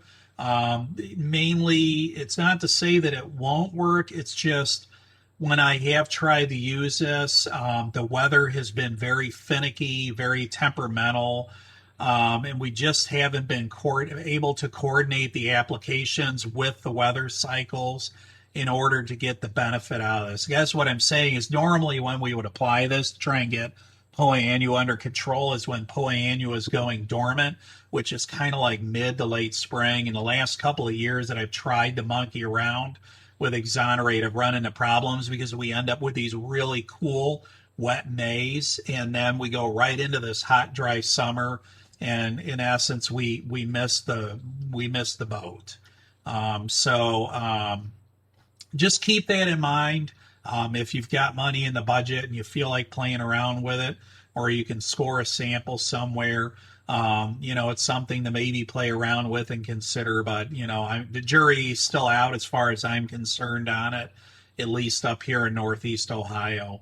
Now we're going to move from everything that we did up to this point was a selective herbicide in some form. Some of them were pre, some of them were post, some of them were monocot or dicot selective pre or post, and some of them were kind of straddling the fence into multiple categories. So, now we're going to move into the straight non-selective herbicides, and as you would know it, number one on the list is going to be glyphosate, also known as Roundup. It's basically going to kill whatever we want and whatever we don't want. The real cool thing, and the reason it's going to be very hard to get away from this product in the lawn and landscape world, as well as anywhere else for that matter, is it is systemic, okay? So the key with Roundup, and the reason it's used so much and the reason it's so effective, is it is a systemic herbicide. Pretty much all the other products available to us just don't even come close to the efficacy on Roundup because they're just not systemic, okay?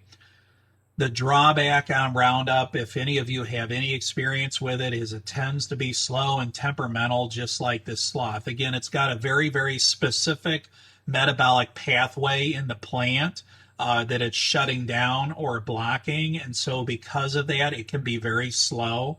Sometimes it can take a week to 2 weeks for this to work. And sometimes, if the weather's not cooperating right, we just miss the boat completely and have to reapply it. Okay.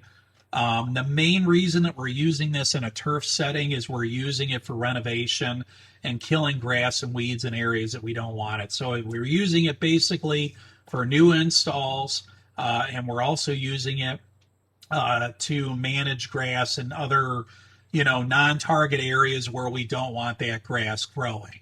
Mulch beds and things like that.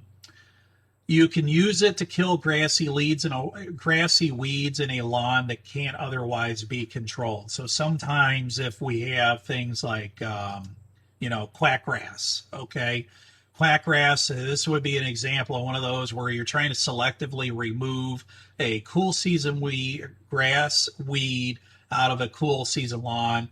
Unfortunately, we don't really have too much that will work well on quackgrass. So sometimes we're left to using, Roundup. Okay. One thing I will say about quackgrass is it does not like being mowed short. So if you can keep the height of cut on that lawn mowed shorter and you can keep it mowed frequently, sometimes we can rid ourselves of quackgrass just because of that. The other thing is because it does have a tendency to kind of grow quickly and outpace the other grass, we can employ a methodology called weed wicking, where we can come along and sometimes what I'll recommend is guys get a sponge mop and a bucket and you pour the concentrate in the Roundup concentrate in the bucket. You wet the mop, you wring it out just so it's not dripping all over the place. And then you come along and you swipe that grass because it's growing taller than everything else, thus kind of selectively killing it without killing the other desirable grass. And we're using a non-selective, herbicide, but we're deploying it in a selective manner where we can kind of minimize harm to the other surrounding plants. Another example is orchard grass. Orchard grass, again, is a cool season grass growing in a cool season grass. Looks very, very similar to tall fescue. Again, kind of clumping. It's a bunch type tillering grass. Looks again very, very similar. Can often be confused with orchard grass with tall fescue. And so just keep that in mind. Sometimes you'll run into this. A lot of times homeowner might think that they have crabgrass and they're confusing it with either this guy or tall fescue, like a field or forage type tall fescue that escaped and got going into the lawn. But sometimes it can also be this orchard grass. And again, keep in mind, same thing as quackgrass tends to want to outpace and outgrow the surrounding turf. So if you can mow it and then give it a couple of days, allow this to grow a little taller, come back with the concentrate and just kind of brush it across the top of this. We could use that as a method to try and selectively get it out of the lawn without killing the surrounding grass and without ending up with my favorite, the Dalmatian spots all over that lawn. So, the other thing that can sometimes happen in a lawn where we just don't really have a good control for it are stray ornamental grasses. These would be things like your fountain grasses and different miscanthus and other ornamental grass species that in essence end up escaping into the lawn. And, you'll see this a lot of times where it comes in, it looks completely different. It doesn't mow well. It shreds really easily. So you get this real frosty, like tufty texture in all these areas where this thing escapes out in the lawn. Pampas grass will do that too. And again, weed wicking is something that we can do whenever we're trying to use something like a Roundup to selectively remove these out of the lawn. But again, I've often recommended, maybe if you can't find one of these weed wicks, maybe try using just a sponge mop and wringing it out good and then going and swiping the sponge mop with the Roundup concentrate over it. Roundup comes in many different forms. Quick Pro would be a dry formulation that you can mix with water and spray. It also contains an additional active ingredient called diquat that helps give you a faster knockdown. You also have Promax, which is a newer formulation that has improved uptake and rain fastness. So, and there's, as I mentioned earlier, there's just too many post-patent products and brands out there to name. I mean, I could fill the entire screen here with product after product. There's literally hundreds of them out there. And you oftentimes can find glyphosate in combination with other pre-emergents for use in landscape settings. So, Roundup catches a lot of bad press, and it's very controversial because of this gentleman. This was the gentleman that was involved with the lymphoma lawsuit out in California, where the courts out there cleared the way to allow all of this tort litigation against Monsanto. This is the thing that basically led to all the controversy and all the commercials you heard on the radio and saw on TV. Get a hold of this law firm and that law firm to go after, Monsanto. If you think that your risk of exposure and could have developed lymphoma or leukemia as a result of exposure. It also makes a lot of people very paranoid that if you're spraying this in and around their dwellings, especially, that they're going to now die from cancer because you sprayed Roundup. Just know that, again, when we got back to the whole pesticide safety talk, everything is considered safe as long as it's used appropriately, handled appropriately, and done so with the appropriate personal protective equipment. As a general rule of thumb, just like with COVID, always make sure you wash your hands, because usually the number one vehicle that these products get into our body is we ingest them, and the main way that we do that is with our hands. Okay, so keep some wipes with you, or water that you can use to clean your hands off. Not hand sanitizers. Hand sanitizers can actually increase the likelihood that it'll absorb through the skin. So you don't want to use hand sanitizers. Just use hand wipes or soap and water if you can to wash your hands periodically throughout the day to keep or to reduce the risk of unwanted exposure to these products. So, one of the biggest worries that I have, not so much the cancer worry, but the biggest risk that I have when it comes to glyphosate is the risk for overuse and overexposure. That's going to end up resulting in increased weed resistance.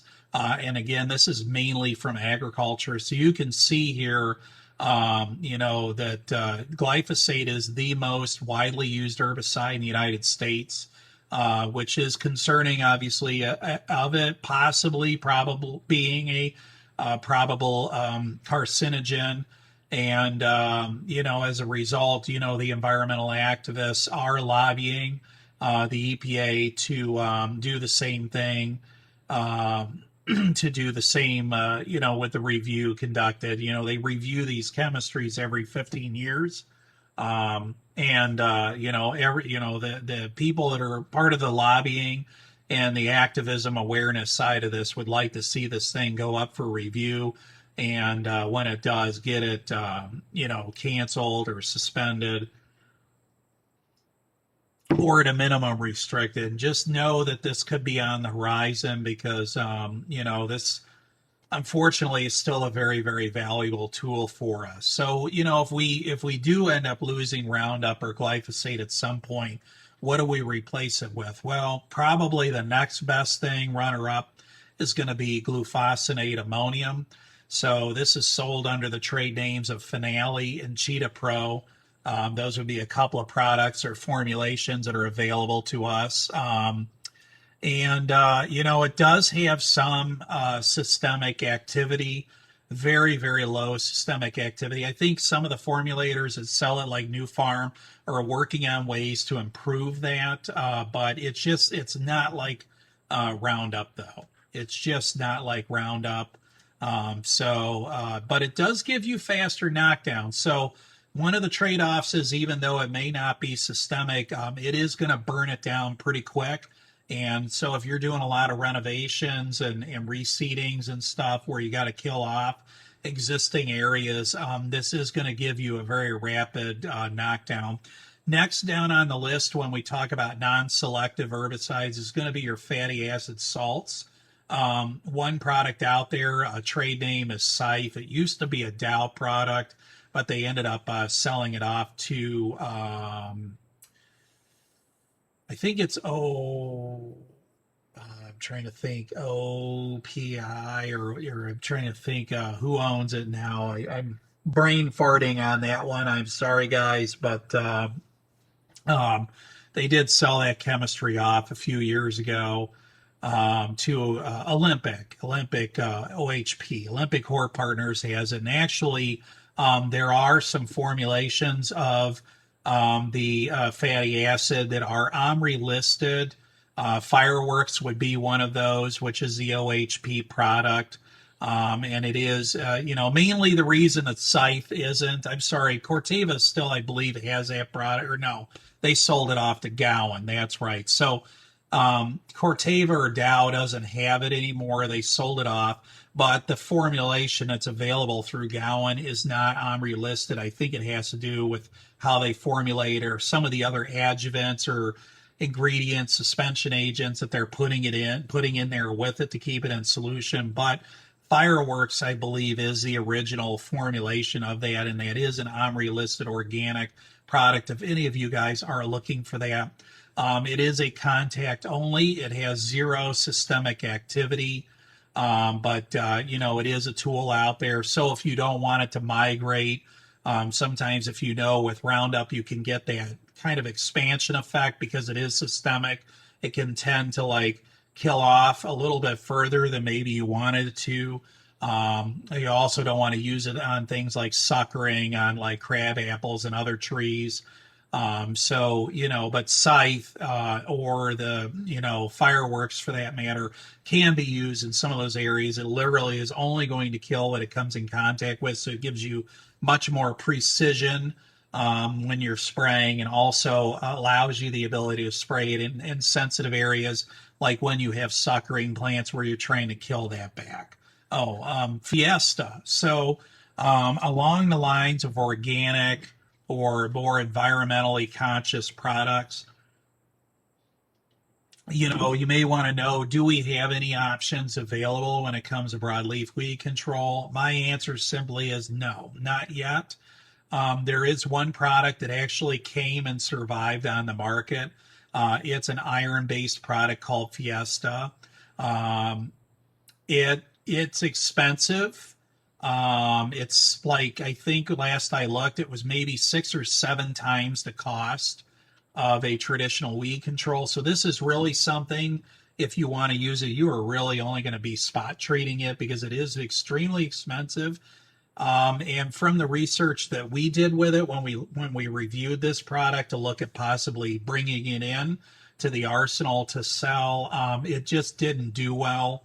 It didn't meet the test at the end of the day for us to consider that. And that's one thing I enjoy about my other walk of life working at Advanced Turf Solutions is, anytime these new products come along, they do come knocking on our door. We're a pretty good sized supplier, and we're a very thoughtful supplier. We do have a pretty good reputation overall as a supplier. And so a lot of these new up and coming companies will line up at our door trying to bring these products on. And we do look at them. We do evaluate them, which is kind of cool. We do have some very scientifically minded people in our company, such as myself and other individuals that kind of came into this from the formulating or the research side of this. So it is kind of good. We do a lot of experimentation, even if it's just superficial trials, but we will trial and experiment with some of these different products to see, how well they work. So,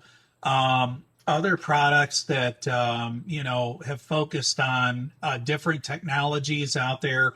This is a product, I'm not sure if it's still out there or not, but it was it caught my attention a few years ago as I'm always looking at these kind of things. This is a product called Cerator, and this actually relied on like a fungal pathogen to come in and parasitize the weed. So kind of a neat thing. It did seem to have some effect, but ultimately when you looked at the trials, when the universities did trial work with it and stuff, same thing as a lot of the organic minded products. It's just too expensive and it didn't work well. And frankly, you can get away with employing other environmentally conscious best management practices and have a reduced environmental footprint, but still actually use effective chemistries to do the job. And, keep that in mind.